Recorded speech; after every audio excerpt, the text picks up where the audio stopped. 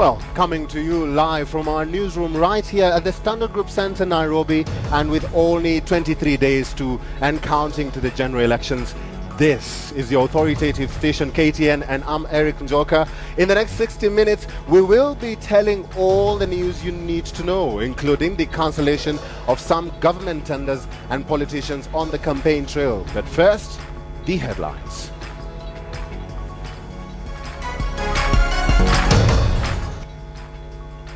The vote and the consequence. Just what do the envoys mean? Deadly cattle rustling raid, 6 killed in Turkana. Government is not coming to a halt. We just do elections one day and then we proceed with other business. Ready for transition, swearing-in plans confirmed. Where did it all start? A look at the land issue history.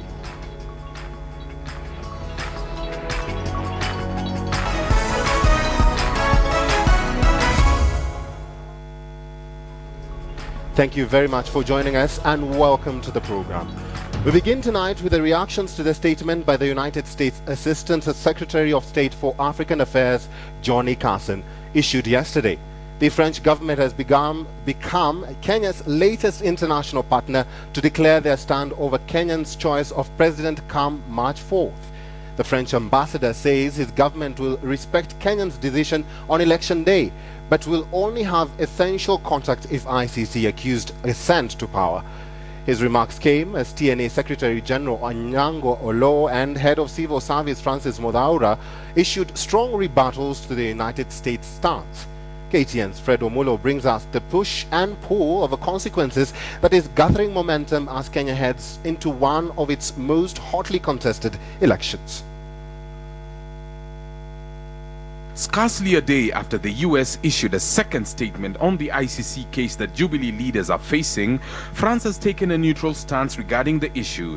It's up to Kenyans to make their choice, but of course, when they are making a choice, this choice could entail some, I would not say consequences, but some different situations coming out from their own choice. Ponsah, who was inaugurating a new branch of Alliance Française in Kisumu, added that his country will support the electoral process through the provision of observers.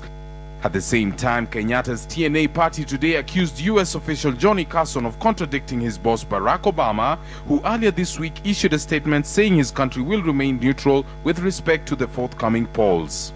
We can only assure our people that they must ignore such utterances from junior officials trying to contradict their seniors and accept it as truth what Mr. Obama said, that no sanctions, no punishment whatsoever can follow our people should they decide to elect the Jubilee coalition.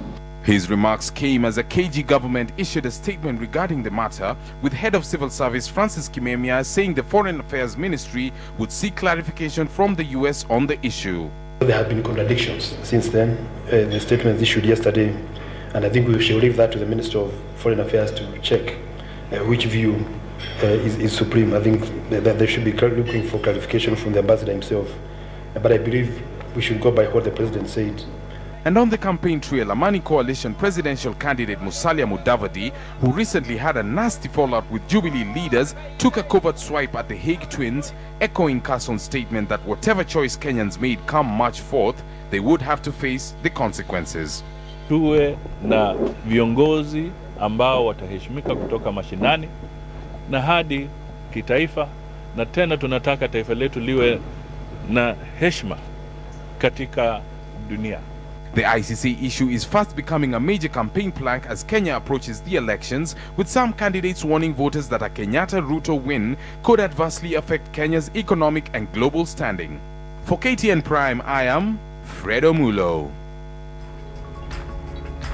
Meanwhile, Switzerland is the latest international partner to warn of consequences should those indicted by the ICC get elected.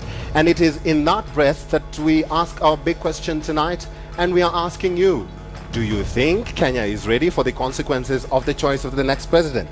The question again, do you think Kenya is ready for the consequences of the choice of the next president? Well, you know the drill. Send your brief comments beginning with a yes or a no to our SMS number 8040, and we will sample your comments at the end of this live newscast.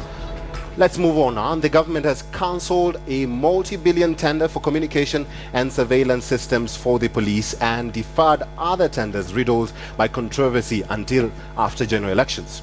The head of public service, Francis Kimemia, says the move is aimed at averting any misappropriation of government funds during the transition period.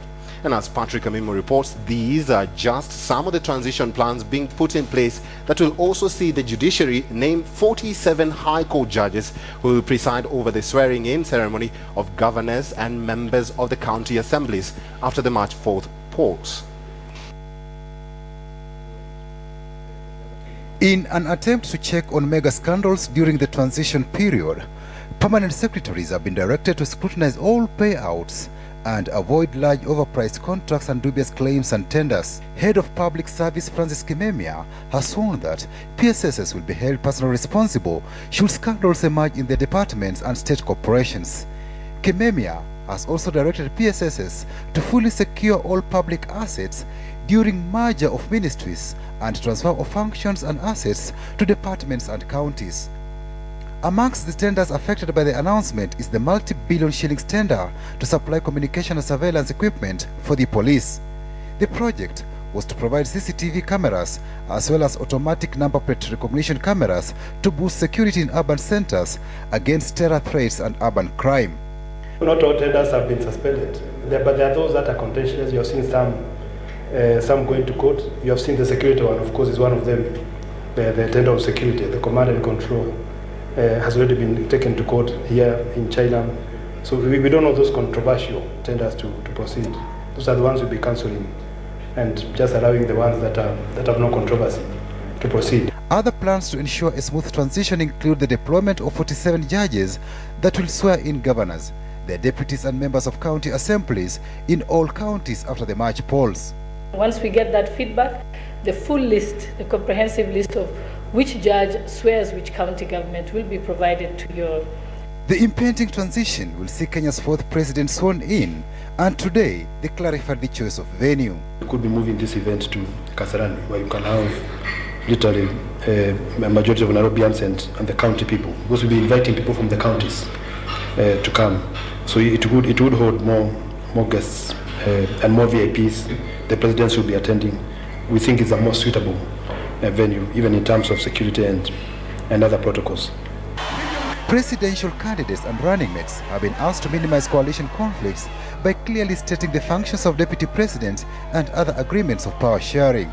They should define what consultation means and attempt to operationalize it. Because it's a very functional term, and you have seen it's quite an issue, even in the current Grand Coalition government. So if they do not define this, you can be sure that you have coalitions that will be in conflict.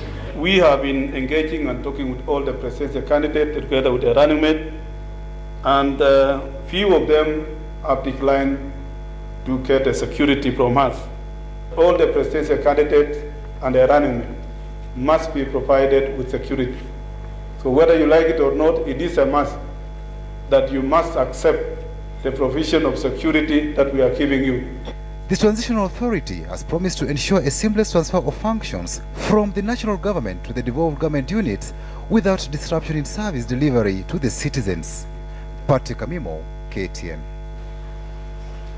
The Ethics and Anti-Corruption Commission's crackdown on electoral offences has begun with a warning that any politicians and voters found engaging in acts of bribery will be prosecuted.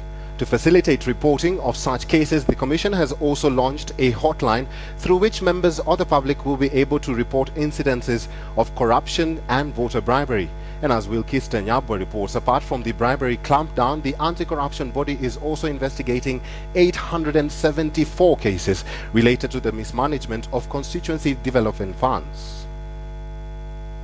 Between January 2006 and October 2012, the Ethics and Anti-Corruption Commission received 874 reports of mismanagement of constituency development funds. While 818 of these reports pertain to various CDF committees from around the country, 56 reports involved the National CDF Committee. The complaints included abuse of office, embezzlement and misappropriation of public funds, public procurement irregularities, bribery, fraudulent acquisition of public property and conflict of interest, among others. In Lamu West, EACC has charged the whole of CDF committee in a case involving procurement of tractors. The matter is in court. In Ganze Kilifi, the CDF manager is in court over abuse of office. In Tana River, Garsen, CDF manager is in court over bribery demand allegations. In Taita Taveta, the CDF coordinator and tender committee are in court again over alleged misappropriation in the procurement of a tractor. This announcement coming after the 10th Parliament approved the release of 10 billion shillings to various constituencies to enable them to complete pending CDF projects, money that it is widely feared may end up in the wrong pockets. Later in the day, a court would move to stop the CDF board from disbursing the 10 billion shillings until a petition filed by a lobby group is determined. And as the campaigns heat up, with just over 20 days left before the March 4th election, the Ethics and Anti-Corruption Commission is not being left behind in the war against electoral malpractices. During the electioneering period, EACC will have a hotline to a rapid response team for members of the public to report bribery taking place on the spot. Members of the public are reminded that givers of the bribes are as guilty as the receivers. The Ethics and Anti-Corruption Commission intends to work with the IEBC in order to establish the integrity of leaders who have been nominated to vie for various positions. Our role is really advisory at the moment. We shall definitely go in the second phase where we shall also ask the public to come in and give us information regarding the aspirants that have been nominated. Starting February, the anti-graft body will also begin to vet its own staff. Only those who pass the integrity test shall be retained. Wilkes Nyabwa, KTN Prime. Let's now take a look at the campaigns being conducted around the country, and the CORD coalition embarked on a 3-day coastal tour with its presidential candidates Prime Minister Raila Odinga and running mate Vice President Kalonzo Musyoka, holding separate rallies across Tana River County before a joint rally in Garsen. CORD pledged to transform the Tana Delta region and improve security and livelihoods of communities in that region. Sam Ogina reports. Prime Minister Raila Odinga, the Coalition for Reforms and Democracy presidential candidate, took CORD's campaigns to the coastal region of the country with his core principles on a 3-day tour. CORD leaders led a two-pronged approach to campaigns in the vast region of Tana, with the Prime Minister campaigning in Hola, while Vice President Kalonzo Musyoka held a separate rally in Buram. Both held consultative meetings with community leaders before a joint rally in Garsen. CORD promised to transform the beleaguered Tana River County to empower both the pastoralist and farming communities living in the Tana Delta. Mto Tana huu ni lazima utumike kuleta manufaa kwa wakaaji wa watu wa Tana River. Tutaweka store kubwa ya national cereals hapa Tana River ili kwamba nyinyi mnaweza kulisha Kenya nzima kutoka hapa. Wale wanaitwa TNA ni watu ambao hawezi kuaminika, ni watu ambao hawana historia kamwe nyuma yao. Historia yao ni kuiba miogo na viazi. CORD projected Raila Odinga as the best candidate to succeed President Mwai Kibaki as the country's 4th president. The coalition says the Prime Minister has fought for the country's reformation and will ensure the full implementation of the Constitution. Ujana wake wote ulikuwa kwa kupigania nchi hii. Hawa wengine walikuwa wanakula masoseji tu na mabacon na mkate na maziwa. Hawakuwa na shida. Hao namna gani? Mpigieni Raila Amolo Odinga kura, aokoe taifa hili, tuende mbele. On his part, the Prime Minister blamed the Grand Coalition government arrangement for crippling ODM policies. Hatukuweza kutekeleza sera zetu kwa sababu tulikuwa kwa mseto. Sasa tunataka hii ambayo tunakuja tushike moja kwa moja. Ile ilikuwa ni mkate nusu. Hata haikuwa nusu, ni kama robo tu. Sasa tunataka buffalo mzima. Samogina, KTN. Well, the Jubilee Alliance continued its tour of the North Rift today with a series of mini rallies culminating in a major rally in Iten, where they committed to ensure that devolution takes root if elected into government. The team campaigned in the counties of Elgeyo Marakwet and Uasin Gishu, assuring the residents that they are best placed to handle the issue of devolution. KTN's Mercy Kandia reports on Jubilee's vote hunting in Iten.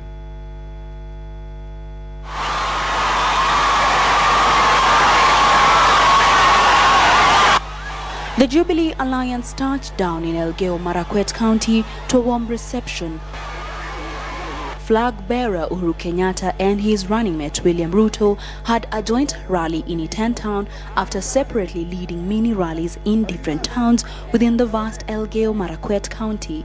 The alliance says that they are the only coalition bold enough to give figures on devolution. And we are going to go further to prove that devolution is not just something that you speak about.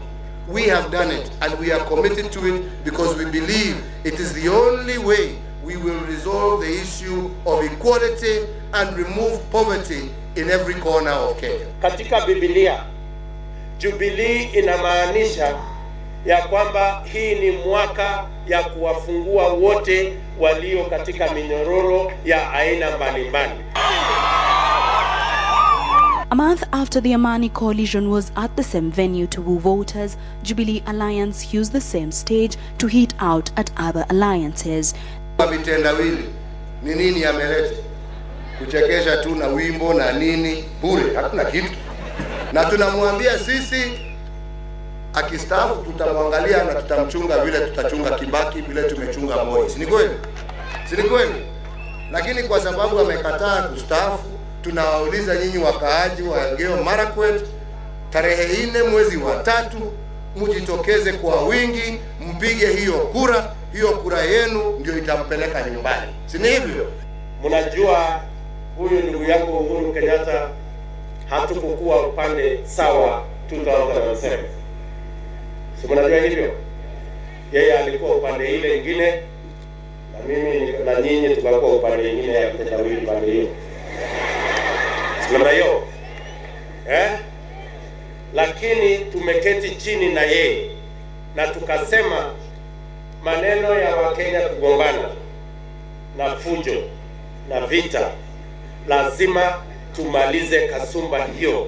The alliance sold out its policies to the residents, promising job opportunities to the youth and unlocking the potential of the region's agricultural capacity. Tomorrow they head to Eldoret town as their North Rift tour continues.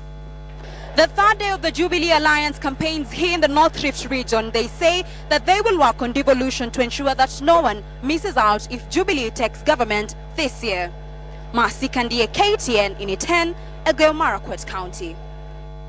Elsewhere, KANU National Chairman Gideon Moi, who is aspiring for the senator's seat in Baringo County, wants the government to fast-track issuance of title deeds to residents of Moshongoi division in Baringo County. Moi made the appeal while on a campaign tour in several parts of the county in a bid to woo voters, leaders vying on a KANU party ticket, and residents assured him of their support in the upcoming general elections. He was, however, asked by residents to be accountable and commit to the work he will be elected to perform and prioritize development projects in the area to lift the living standards of the local population. Infrastructure within that area was cited as a priority by the residents, who said it would help in the transportation of goods, farm produce and passengers within the area.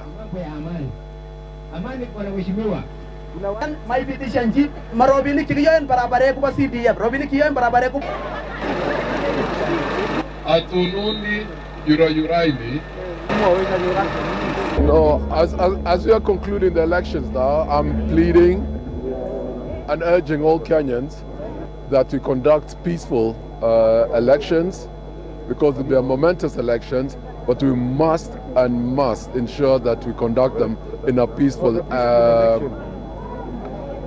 atmosphere, knowing that whichever outcome it is, we will accept it wholeheartedly, knowing that the country comes before each and every one of us. We're also urging, of course, the government, while we're here in Mochongoi, that they speed up the issuance of title deeds for the residents. of Mochongoi who've been going for years without any title deed. I cannot go on with their daily lives and asking for loans without the titles in order to educate their children and do the necessary for their families. Well, Prime Minister Raila Odinga and Deputy Prime Minister Uhuru Kenyatta's contest is an extrapolation of a bitter battle between Kenya's founding father Jomo Kenyatta and his Vice President Jaramogi Oginga Odinga, with land being the flashpoint back then. It is a debate that is generating so much heat that the acrimonious anchored on the land question has prompted Cabinet to sanction stern action against any politician fanning inflammatory remarks. Sam Ogina looks back at the history of the land issue and Kenyan politics. The Raila Odinga-Uhuru Kenyatta clash rekindles the 1963 contest between founding President Jomo Kenyatta and Vice President Jaramogi Oginga Odinga. 5 decades later, the country is playing to the tunes of scions of the oldest political rivalry in the country's history, and land remains the common denominator in both contests. Kama unasema unataka kuleta reform katika ardhi, ama na wewe jiangalie, toa yako ambayo yuko naye kwa hiari, patie wale ambao hawana. Mtu akija kusema na nyakua shamba ya mtu ambaye umenunua, huyo ni mtu ambaye anafikiria vizuri. Si hiyo ni mali yako, ni haki yako. Na ndio mimi namwambia, hata mimi akinitaja aseme ni gari limeiba ya leo.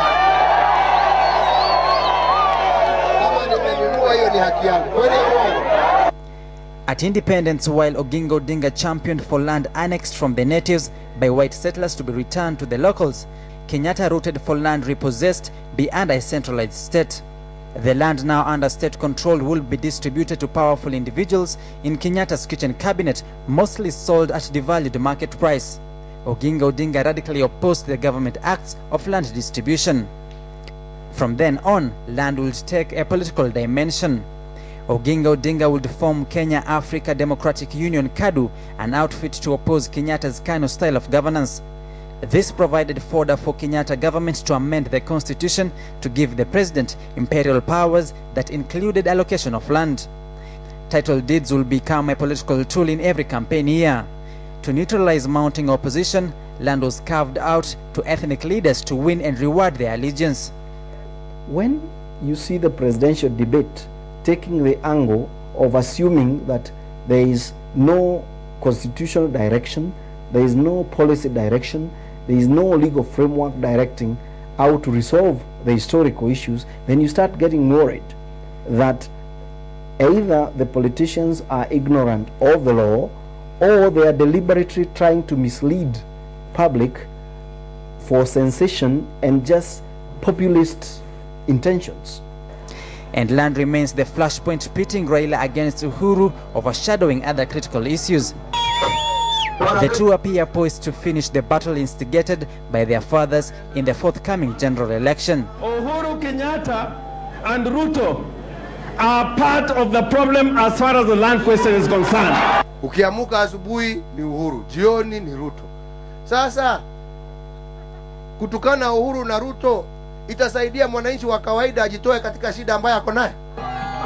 A cabinet meeting chaired by President Mwai Kibaki took cognizance of a highly charged, combative campaign mood, saying it threatens peace and stability of the country. Consequently, the cabinet urged for a ceasefire in the ongoing charged inflammatory exchanges between politicians.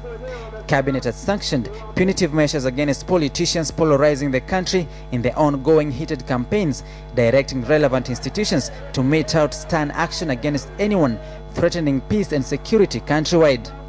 Sam Ogina, KTN.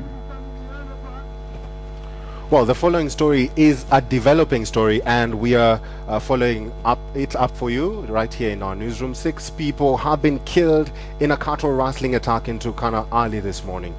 300 heavily armed Poko traders are said to have surrounded an isolated village in Kaptir and terrorized the residents before leaving with over 2,000 heads of cattle and 500 goats. According to the residents of Kaptir village, one of the attackers is among the dead, 2 men. 2 children and a woman are the other people killed in the raid. Tension remains high in the area as police moved in to restore order and track down the perpetrators were said to have headed towards Olboyon in West Pokot district. The attack came even as cabinet meeting yesterday issued instruction to the Ministry of Internal Security to clamp down on cattle rustling activities around the country. The countdown is on and politicians are not taking any time off and use the day to crisscross the country in search of votes. KTN's Edith Kemani now brings us the other stories of the political front. Opinion polls are still proving a subject of concern for politicians as they crisscross the country in search of votes. Eagle Alliance frontrunner Peter Kenneth, while campaigning in Machakos, asked his supporters not to be influenced by opinion polls that have consistently placed him at the bottom of the pile. Iliyo muhimu ni nyinyi wenyewe mpate uongozi ambao utawafanyia kazi. Na mimi nawaambia, mimi ndio chaguo lenu lililo bora zaidi kuwafanyia kazi. In Murang'a County, Jubilee Alliance women aspirants led by Rachel Shebesh challenged political rivals CORD to stay away from land as a campaign topic. Shebesh said CORD was not selling any policies, instead choosing to focus on divisive issues. Ikiwa kuna mahali wanaona kuna makosa, kwa sababu huyu atawahi iba mshamba ya mtu. Mmoja atawahi iba shamba ya mtu, lakini ukisikia yeye mwizi mpeleke kwa land commission ama mpeleke kotini. Elsewhere in Western Kenya, Internal Security Assistant Minister Alfred Khangati denied reports that he had quit the Bungoma gubernatorial race. An angry Khangati termed the report a fabrication, allegedly perfected by one of his opponents in an attempt to discredit him.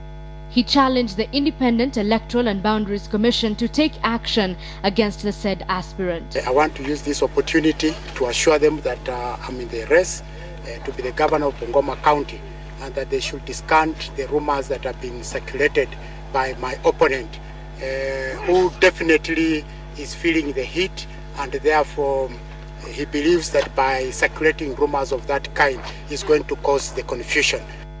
But in a swift rejoinder to the allegations, former Permanent Secretary and Bungoma County gubernatorial candidate Ken Lusaka came out to distance himself from Khangati's claims. We are not aware of those allegations. We read it in the press, and it is therefore unfair for him to ask IEBC to take action, because if you look at yesterday's paper, whoever reported is known, the paper is known, and today's paper, if you check, is saying he's back in the race. You cannot be back in the race unless you had left. Edith Kimani for KTN. Now, with less than a month to go before elections, to be precise 23 days, campaigns have been intensified by the different candidates vying for the various seats. However, some have resorted to dubious means to fight their opponents. A number of billboards in Nyeri town have been defaced by rival candidates, causing animosity between supporters of the aspirants. They now want immediate action instituted to stop the vandalism, arguing that a lot of money has been spent in putting them up. KTN's Karon Derry with that story. As you drive into Nyeri, huge imposing billboards welcome you into the town. But if you look keenly, the billboards have been defaced. Less than a month before the general elections are held, campaigns are at fever pitch.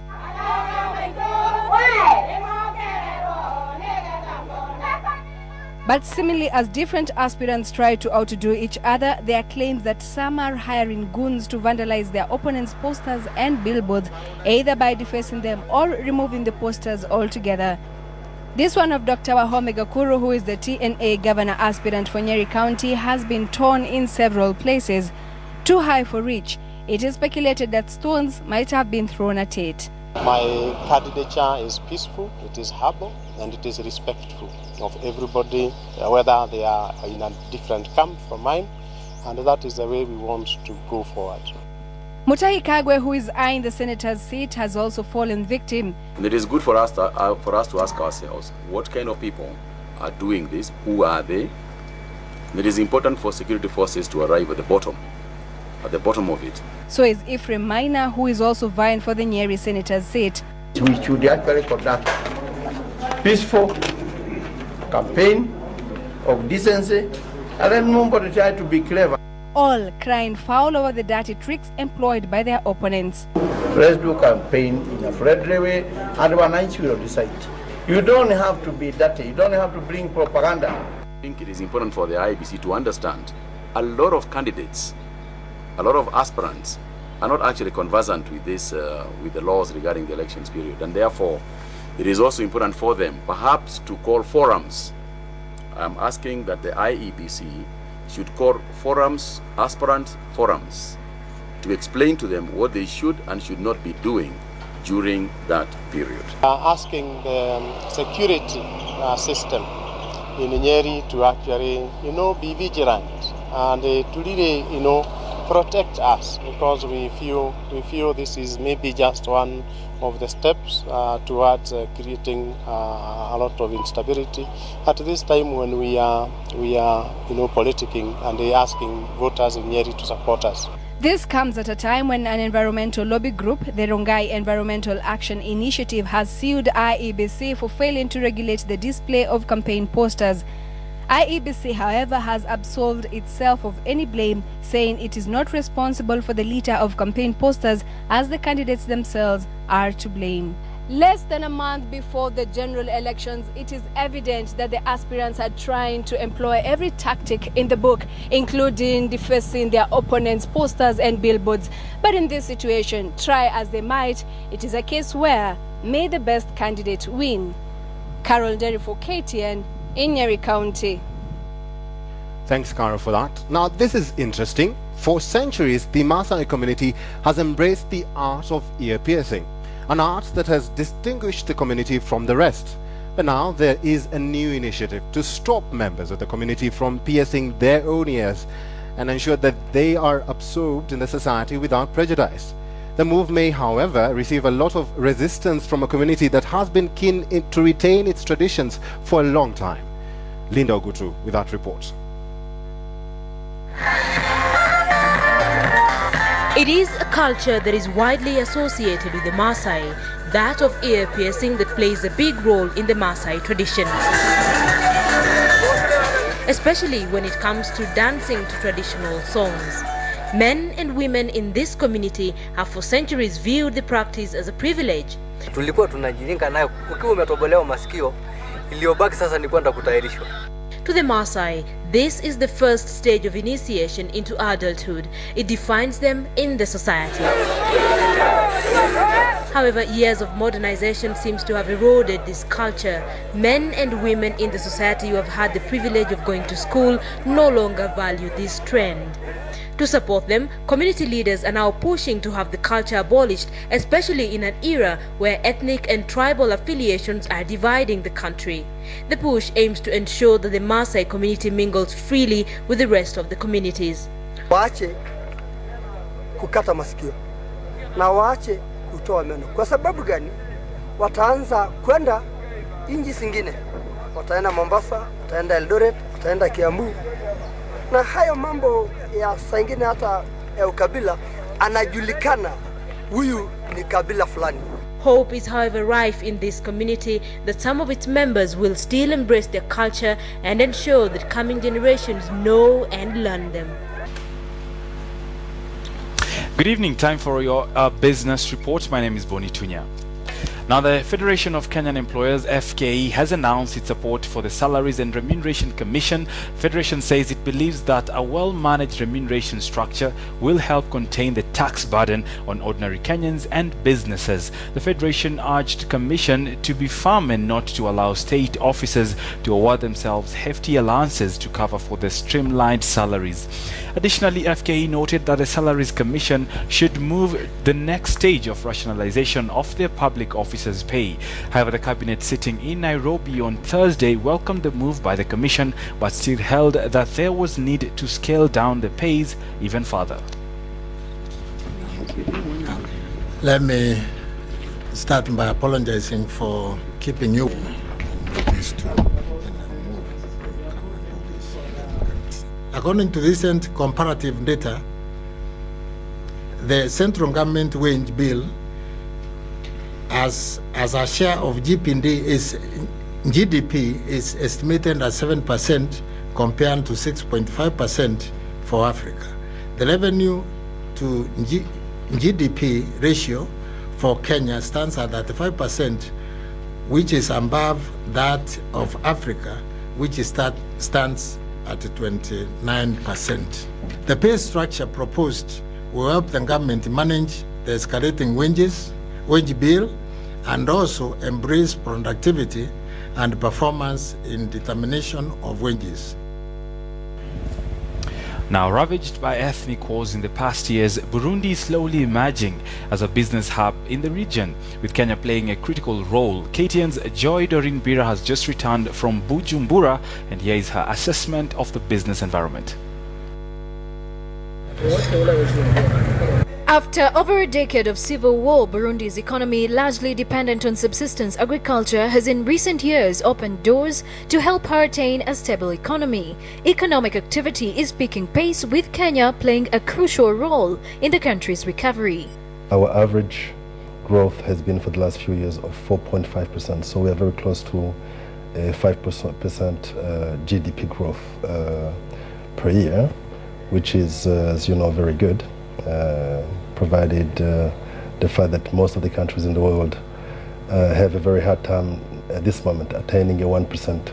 12 years ago, as a journalist, a walk through the streets of Bujumbura would probably not be as easy due to the perceived effects of civil war.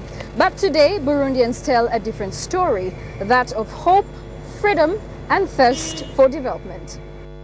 2012 saw Burundi named one of the top economic reformers in the world for its efforts to streamline business, attract foreign investment, and climb out of the league of the world's poorest countries.